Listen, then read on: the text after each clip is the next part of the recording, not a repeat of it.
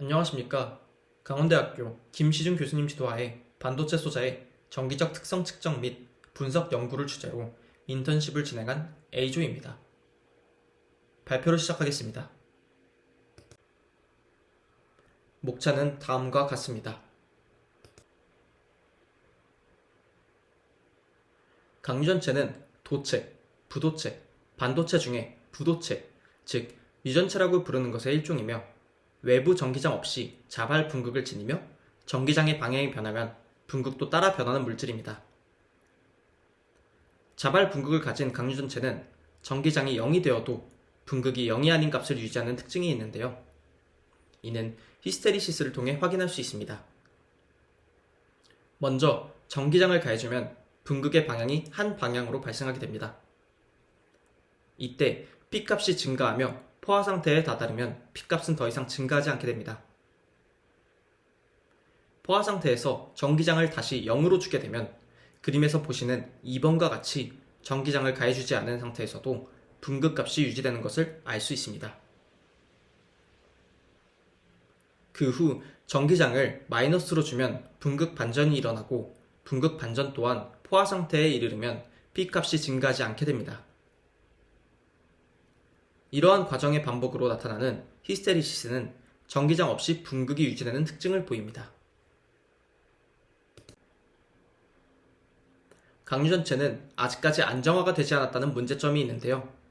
대표적으로 웨이크업 이펙트가 있습니다.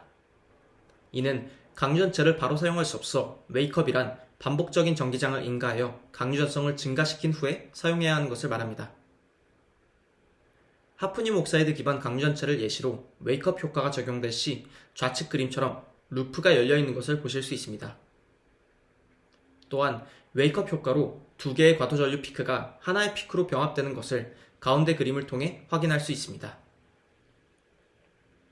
하지만 강유전체에 가해지는 전기장 사이클링 수가 증가할 때 누설 전류가 크게 증가하고 핫 브레이크다운이 발생하면서 우측 그림과 같이 과도전류 피크 및 PR 값이 감소하는 Electric Fatigue 효과가 나타납니다. 이는 메모리 소자의 수명 단축으로 이어지기 때문에 매우 치명적인 효과입니다.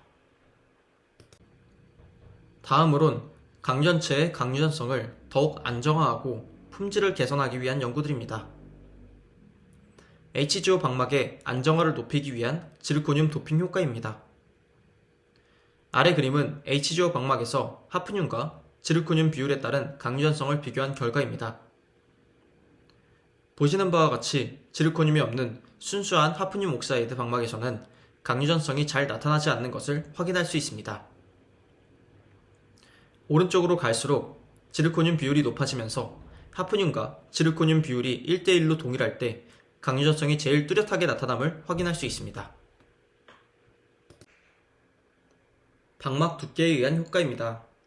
아래 그림은 HGO 방막과 HGO에 알루미늄을 삽입한 방막 두께에 따른 강유전성 비교입니다.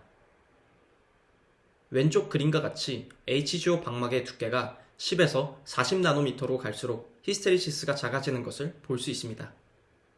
즉, 두께가 두꺼울수록 강유전성이 저하되는 것을 확인할 수 있습니다. 반면 오른쪽 HGO 방막에 알루미늄을 삽입한 방막의 경우 두께가 증가하여도 강유전성이 유지됨을 보입니다. 다음은 정기적 측정 장비입니다. 강유전성을 가장 잘 보여주는 히스테리시스를 측정하기 위해 저희는 연구실에 페어브스테이션과 키슬리 장비를 사용했습니다. 먼저 페어브스테이션으로 반도체의 미세한 바늘을 연결한 후 키슬리를 사용해 PE 값을 얻을 수 있었습니다. 마지막으로 정기적 측정입니다. 앞서 말씀드린 PE 히스테리시스를 얻기 위해 측정된 커런트 값에 위의 공식을 적용해 전류를 전나령으로 나타내어 QV 커브를 구했습니다. 그 후 사이클링을 통한 웨이크업 이펙트로 히스테리시스 루프를 안정시킨 뒤 단위 변환을 통해 일렉트릭 필드에 따른 폴라리제이션, 즉 PE 히스테리시스를 얻을 수 있었습니다. 이 커브로 일렉트릭 필드 값이 0일 때 플러스 마이너스 잔류 분극 값인 2PR 값을 알 수 있었습니다. 참고 문헌입니다. 이상으로 A조 발표를 마치겠습니다. 감사합니다.